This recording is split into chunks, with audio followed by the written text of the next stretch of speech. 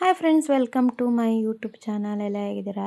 ಎಲ್ಲರೂ ಚೆನ್ನಾಗಿದ್ದೀರಾ ಅಂದ್ಕೊಳ್ತೀನಿ. ಇದು ಆ್ಯಕ್ಚುಲಿ ಶುಕ್ರವಾರದ ವಿಡಿಯೋ ಆಗಿರುತ್ತೆ. ಶುಕ್ರವಾರ ಮಾರ್ನಿಂಗೆ ಬ್ರೇಕ್ಫಾಸ್ಟಿಗೆ ನಮ್ಮ ಕಡೆ ಅಕ್ಕಿ ತರಿ ಕಡುಬು ಅಥವಾ ಪುಂಡಿ ಅಂತ ಹೇಳ್ತಾರಲ್ಲ, ಅದನ್ನು ಮಾಡ್ತಾಯಿದ್ದೆ. ಇವತ್ತು ಸಿಂಪಲ್ಲಾಗಿ ಒಗ್ಗರಣೆ ಮಾಡಿ ಮಾಡ್ತಾಯಿದ್ದೆ. ಇನ್ಮೇಲೆ ನನ್ನ ಮಗಳದು ಬ್ರೇಕ್ಫಾಸ್ಟು ಲಂಚು ಎಲ್ಲ ರೆಡಿ ಆಗಬೇಕಾಗತ್ತೆ. ಸೊ ಮಾರ್ನಿಂಗ್ ಸ್ವಲ್ಪ ಹರಿಬಿರಿನೇ ಆಗುತ್ತೆ. ಇವತ್ತಂತೂ ಈ ವೀಕಲ್ಲಿ ಏನಿತ್ತು ಅಂದರೆ ಅವಳಿಗೆ ಲಂಚ್ ಇರಲಿಲ್ಲ. 12:30ಗೆ ಈ ವೀಕಲ್ಲಿ ಫುಲ್ ಅವಳಿಗೆ ಲಂಚ್ ಇರಲಿಲ್ಲ. ಯಾಕಂದರೆ ಇವರ ಸ್ಕೂಲಲ್ಲಿ ತುಂಬ ಖುಷಿ ಆಗುತ್ತೆ. ಸೊ ಡೇ ಬೈ ಡೇ ಅವರಿಗೆ ಸ್ವಲ್ಪ ಸ್ಕೂಲ್ ಶೆಡ್ಯೂಲನ್ನ ಚೇಂಜ್ ಮಾಡ್ತಾರೆ. ಈಗ ಸ್ಟಾರ್ಟಿಂಗ್ ಅಲ್ವಾ, ಸೊ 12 ಮುಗ್ದೋಗುತ್ತೆ. ಇನ್ನು ನೆಕ್ಸ್ಟ್ ವೀಕಿಂದ ಶುರುವಾಗೋಗುತ್ತೆ. 2 ಕಂಪ್ಲೀಟ್ ಆಗುತ್ತೆ. ಸುಮಾರು ಜನ ಕೇಳ್ತಾರೆ ಸ್ಯಾಟರ್ಡೆ ಮನೇಲಿರೋದನ್ನು ಅವಳನ್ನ ಗಮನಿಸಿ, ಸ್ಯಾಟರ್ಡೆ ಕ್ಲಾಸ್ ಇಲ್ವಾ ಅಂತ. ಅದೊಂದು ಟೆನ್ಷನ್ ಇಲ್ಲ ಅವಳಿಗೆ. ಸ್ಯಾಟರ್ಡೆ ಮತ್ತು ಸಂಡೇ ಆ್ಯಸ್ ಯೂಶ್ವಲ್ ಎಲ್ಲರಿಗೂ ರಜೆ ಇರುತ್ತೆ.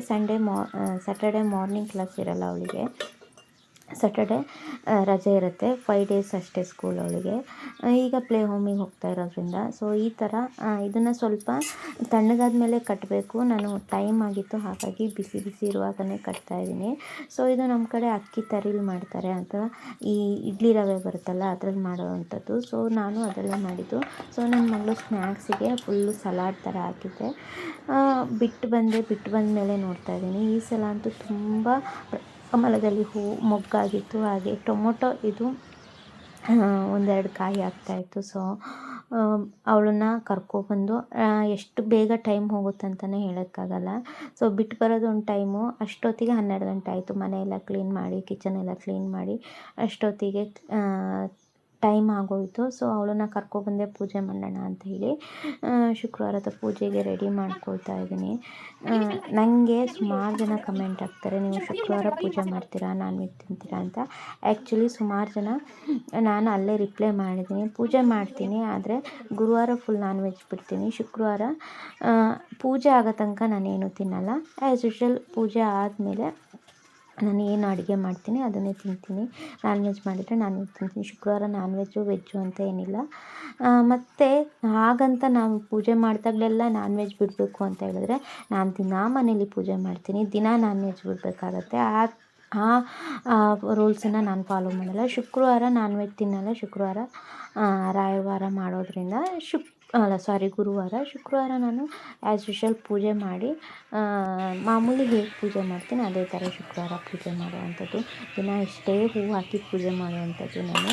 ಸೊ ವಿಡಿಯೋ ದಿನ ಶೇರ್ ಮಾಡೋಕ್ಕಾಗಲ್ಲ. ಗುರುವಾರ, ಶುಕ್ರವಾರ, ಮಂಗಳವಾರ ಮಾತ್ರ ಶೇರ್ ಮಾಡ್ಕೊಳ್ತೀನಿ.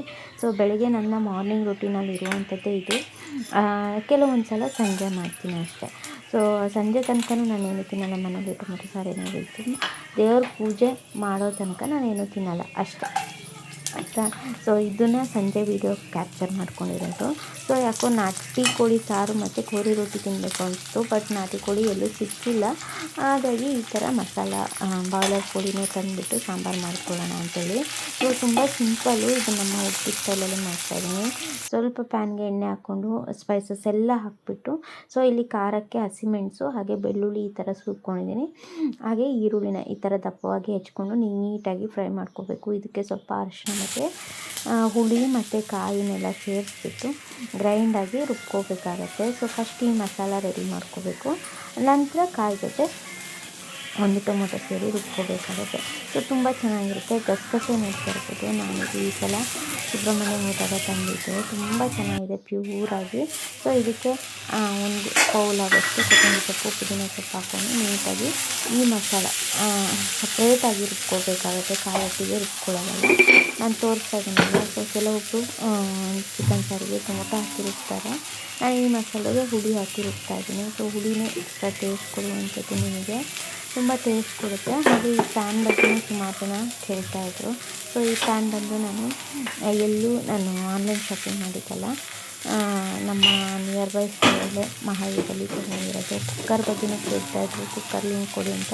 ನಾನು ಆನ್ಲೈನ್ ಶಾಪಿಂಗೆಲ್ಲ ಈಗ ಕಂಪ್ಲೀಟ್ಲಿ ಸ್ಟಾಪ್ ಮಾಡಿಬಿಟ್ಟಿದ್ದೀನಿ. ಯಾಕಂದರೆ ನನ್ನ ಬಿಸ್ನೆಸ್ ಇದರಲ್ಲಿ ನಂಗೆ ಆನ್ಲೈನ್ ಶಾಪ್ ಮಾಡೋಕ್ಕೆ ಟೈಮ್ ಇಲ್ಲ. ಏನಿದ್ರು ನನ್ನ ಬಿಸ್ನೆಸ್ಸು ಅದೇ ಮೆಸೇಜಿಗೆ ರಿಪ್ಲೈ ಮಾಡೋದಾಗೋಗುತ್ತೆ. ಸೊ ಆನ್ಲೈನ್ ಶಾಪಿಂಗ್ ಮಾಡೋಕ್ಕೆ ಟೈಮ್ ಇಲ್ಲ, ಏನಾದ್ರು ಬೇಕು ಅಂದಾಗ ಶಾಪಿಗೆ ಹೋಗಿ ತಗೊಬರುವಂಥದ್ದು. ಸೊ ಈಗ ಫಸ್ಟು ಚಿಕನ್ನ ಬೇಯಕ್ಕೆ ಇಡ್ತಾಯಿದ್ದೀನಿ, ಸ್ವಲ್ಪ ತಣ್ಣಗಾಗಬೇಕಲ್ಲ ಮಸಾಲ. ಸೊ ಹಾಗೆ ಸುಮಾರು ಕಮೆಂಟ್ಗಳು ಬಂದಿತ್ತು, ಆ ಕಮೆಂಟ್ಗಳ ಬಗ್ಗೆನೂ ಇಲ್ಲಿ ಮಾತಾಡ್ತಾ ಹೋಗ್ತೀನಿ. ಸೊ ಎಲ್ಲರೂ ಕೇಳೋದು ಒಂದೇ ಕ್ವಶನ್ಸು, ನೀವು ಮೀಶೋದಲ್ಲಿ ಎಷ್ಟು ಅರ್ನಿಂಗ್ಸ್ ಮಾಡಿದ್ದೀರಾ ಇಲ್ಲಿ ತನಕ, ರಿಟರ್ನ್ಸ್ ಬರಲ್ವಾ, ಲಾಸ್ ಆಗ್ತಾಯಿಲ್ವಾ, ಬೇರೆ ಪ್ರಾಡಕ್ಟ್ ಬರ್ತಾಯಿಲ್ವಾ ಅಂತ. ಲಾಸ್ ಅಂತೂ ಆಗ್ತಾಯಿಲ್ಲ, ಹೋಪ್ಫುಲಿ ಗಾಡ್ ಗ್ರೇಸು ಏನು ಹೇಳ್ತಾ ಇಲ್ಲ, ಅಷ್ಟು ಲಾಭದಲ್ಲೇ ಹೋಗ್ತಾಯಿದೆ. ರಿಟರ್ನ್ ಬರ್ತಾಯಿದೆ, ಕಸ್ಟಮರಿಂದ ರಿಟರ್ನ್ ಬರ್ತಾಯಿಲ್ಲ. R T O return customer phone receive ಮಾಡಿದೆ ಇಲ್ಲ ಸರಿಯಾದ ಟೈಮಿಗೆ ಅವ್ರಿಗೆ ಡಿಸ್ಪ್ಯಾಚ್ ಆಗ್ತದೆ ಅಂಥದ್ದೆಲ್ಲ ಆರ್ ಟಿ ಒ ರಿಟರ್ನ್ ಬರ್ತಾಯಿದೆ. ಅದಕ್ಕೆ ಯಾವುದೇ ಥರ ಪೇಮೆಂಟು ಕಟ್ಟಾಗಲ್ಲ. ಗಾಡ್ ಗ್ರೇಸು ನನ್ನ ಸ್ಯಾರೀಸ್ ಬುಕ್ ಮಾಡಿದವರಿಗೆ ಹೋದಾಗ ಇಷ್ಟ ಆಗಿ ಯಾರೂ ಕಸ್ಟಮರಿಂದ ರಿಟರ್ನ್ ಆಗ್ತಾಯಿಲ್ಲ. ಒಳ್ಳೆ ಫೀಡ್ಬ್ಯಾಕ್ ಇದೆ. ಕಸ್ಟಮರ್ ವಿತ್ ಫೋಟೋ ಹಾಕಿ ನನಗೆ ಮೀಶೋದಲ್ಲಿ ಫೀಡ್ಬ್ಯಾಕ್ ಮಾಡ್ತಾರೆ, ತುಂಬ ಖುಷಿ ಆಗುತ್ತೆ. ಸೊ ಇದ್ಯಾಕೆ ಚೂಸ್ ಮಾಡ್ಕೊಂಡ್ರಿ ನೀವು, ಇನ್ಸ್ಟಾಗ್ರಾಮಲ್ಲೇ ಹಾಕ್ಬೋದಿತ್ತಲ್ಲ, ಆಫ್ಲೈನಲ್ಲೇ ಮಾಡ್ಕೋಬೋದಿತ್ತಲ್ಲ ಅಂತ.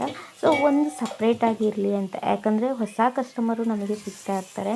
ಸೊ ನಾವು ಮನೇಲಿರೋರೇ ಬರ್ತಾರೆ. ಇನ್ನು ಇನ್ಸ್ಟಾಗ್ರಾಮಲ್ಲಿ ಗ್ರೋ ಆಗಿ ಪ್ರಮೋಷನ್ ಕೊಟ್ಕೊಳ್ತಾ ಇದ್ದೀನಿ, ನೋಡ್ತಾ ಇರ್ಬೋದು. ಪ್ರಮೋಷನಲ್ಲೂ ಒಳ್ಳೆ ಇದಾಗುತ್ತೆ. ಆದರೆ ಈಗ ಬಿಲೀವ್ ಮಾಡೋದು ತುಂಬ ಕಮ್ಮಿ, ಕ್ಯಾಶ್ ಆನ್ ಡೆಲಿವರಿ ಬೇಕು ಅಂತಾರೆ. ಹಾಗಂತ ಅದರಲ್ಲಿ ಕ್ಯಾಶ್ ಆನ್ ಡೆಲಿವರಿ ಕೇಳಿದಾಗ ನಾನು ಮೀಶೋದ ಲಿಂಕ್ ಕಳಿಸ್ತೀನಿ, ಆಟೋಮೆಟಿಕ್ ಅದರಲ್ಲೇ ಬುಕ್ ಮಾಡ್ಕೊಳ್ತಾರೆ. ಒಂದು ಇಲ್ಲ ನನಗೆ ಅದು ಬೇಡ, ಕೆಲವೊಬ್ಬರು ನಂಬಲ್ಲ, ನಿಮ್ಮದೇ ಪ್ರಾಡಕ್ಟ್ ಅಂತೂ ನಂಬಲ್ಲ, ಫುಲ್ ಪೇಮೆಂಟ್ ಮಾಡ್ತೀನಿ ಕಳಿಸಿ ಅಂತ ಹೇಳ್ತಾರೆ. ಈ ಥರನೂ ಇರುತ್ತೆ, ಡಿಪೆಂಡಬಲ್. ನಾವು ಅಷ್ಟೇ, ಈಗ ಸ್ಟಾರ್ಟಿಂಗ್ ಪೇಜ್ ಅಂದರೆ ಯಾರೂ ನಂಬಲ್ಲ. ಈಗ ಸುತ್ತಮುತ್ತ ಜನ ಇರೋದಾದರೆ ಗೊತ್ತಿರುತ್ತೆ, ಫೀಲ್ ಮಾಡಿ ತೊಗೊಳ್ತಾರೆ. ಸೊ ಸುಮಾರು ಜನ ನಂಗೆ ಅದೇ ಕಮೆಂಟ್ ಮಾಡೋದು, ಏನು ಹೇಳ್ತಾರೆ, ಜೆನ್ಯೂನಾಗಿ ನಂಬೋದಾ, ಕಳಿಸ್ಕೊಡ್ತೀರಾ ಅಂತೇಳಿ. ಕ್ಯಾಶ್ ಆನ್ ಡೆಲಿವರಿ ಇಟ್ಟರು ಆಪ್ಷನು, ಸೊ ಜೆನ್ಯೂನಾಗಿ ಕಳಿಸ್ತೀರಾ, ನಾನು ವೆಯ್ಟ್ ಮಾಡ್ತಾ ಇರ್ತೀನಿ, ಇಲ್ಲ ಬೇರೆ ಕಡೆ ಆರ್ಡ್ರ್ ಮಾಡ್ಕೊಳ್ತೀನಿ, ಆ ಥರ ಎಲ್ಲ ಕೇಳ್ತಾ ಇರ್ತಾರೆ. ಸೊ ಕೆಲವೊಂದು ಈಗ ಆನ್ಲೈನ್ ಶಾಪಿಂಗ್ ಅಂದರೆ ಎಷ್ಟು ಟ್ರಸ್ಟ್ ಮಾಡ್ತೀವೋ ಅಷ್ಟೇ ನಾವು ಮೋಸ ಹೋಗೋದು ಇರುತ್ತೆ. ಸೊ ನಮ್ಮದೇ ವೀಡಿಯೋಸು, ನಮ್ಮದೇ ಇದನ್ನು ಬೇರೆ ಕಡೆ ಬೇರೆ ಪೇಜ್ ಹಾಕ್ಕೊಂಡು ಅವ್ರ ನಂಬರ್ ಹಾಕ್ಕೊಂಡಿರ್ತಾರೆ. ತುಂಬ ಕೇರ್ಫುಲ್ಲಾಗಿ ನೋಡಿ ಬುಕ್ ಮಾಡ್ಕೋಬೇಕಾಗುತ್ತೆ.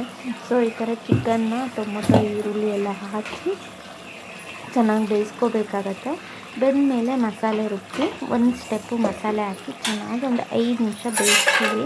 ಸೊ ಇದು ನಮ್ಮ ಮೈಸೂರು ಚಿಕನ್ ಅಂತೂ ಇಷ್ಟನೇ ಆಗಲ್ಲ ನನಗೆ. ಇದು ಒಂಥರ ಬೇಯಿಸಿದ ಮೇಲೆ ಒಂಥರ ದಪ್ಪ ದಪ್ಪ ನಾರಾಗೋದು, ಎಷ್ಟು ಬೇಯಿಸಿದ್ರೂ ಬೇಯಲ್ಲ ಅದು, ಆ ಥರ ಚಿಕನ್ ಇದು. ಅದಕ್ಕೋಸ್ಕರ ನಾವು ಆಲ್ಮೋಸ್ಟ್ ನಾಟಿ ಕೋಳಿನೇ ತರೋದು. ಏನಾದರೂ ಕಬಾಬ್ ಬೇಕು ಅಂದರೆ ಈ ಥರದ್ದು ತಂದು ಮಾಡ್ಕೊಳ್ತೀವಿ. ಬಟ್ ಈ ಸಲ ನಾಟಿ ಕೋಳಿ ಸಿಗಲಿಲ್ಲ ನನಗೆ, ಹಾಗಾಗಿ ಇದನ್ನೇ ಮಾಡ್ತಾಯಿದ್ದೀನಿ.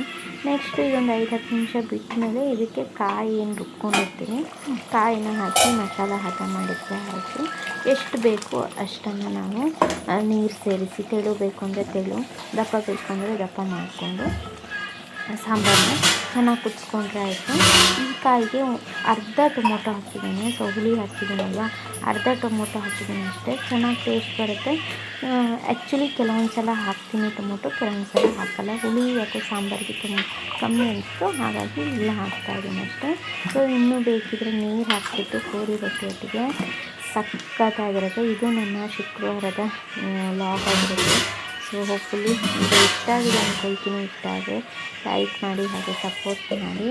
ಸಿಗ್ತೀನಿ ಮತ್ತೊಂದು ವಿಡಿಯೋದೊಂದಿಗೆ. Thanks for watching. ಹಾಗೆ ಏನಾದರೂ ಕನ್ಫ್ಯೂಷನ್ಸ್ ಇತ್ತು, ಏನಾದರೂ ರಿಲೇಟೆಡ್ ಏನಾದರೂ ಅನಿಸ್ತು ಅಂದರೆ ಕಮೆಂಟ್ ಬಾಕ್ಸಲ್ಲಿ ಕಮೆಂಟ್ ಮಾಡಿ. ನೆಕ್ಸ್ಟ್ ವಿಡಿಯೋದಲ್ಲಿ ಖಂಡಿತ ವಿಡಿಯೋದಲ್ಲೇ ರಿಪ್ಲೈ ಮಾಡ್ತೀನಿ. ಸೊ ಕಮೆಂಟ್ಸ್ ಅಂತೂ ಆಫ್ ಇದೆ. ಸುಮಾರು ಜನ ಕೇಳ್ತಾಯಿದ್ರು ಕಮೆಂಟ್ಸ್ ಆಫ್ ಇದೆ, ಹೋಲ್ಡ್ ಇದೆ ಅಂತ. ಬೇಡ, ಯಾಕೆ ಬೇಕು, ಆಗದಿದ್ದವ್ರು ಎದುರುಗಡೆ ಕಮೆಂಟ್ ಹಾಕೋದು, ಅದು ಬೇರೆಯವ್ರು ನೋಡೋದು ಯಾಕೆ ಬೇಕು ಅಲ್ವಾ, ಹಾಗಾಗಿ ಹೋಲ್ಡಲ್ಲಿ ಇಟ್ಟಿದ್ದೀನಿ. So thanks for watching.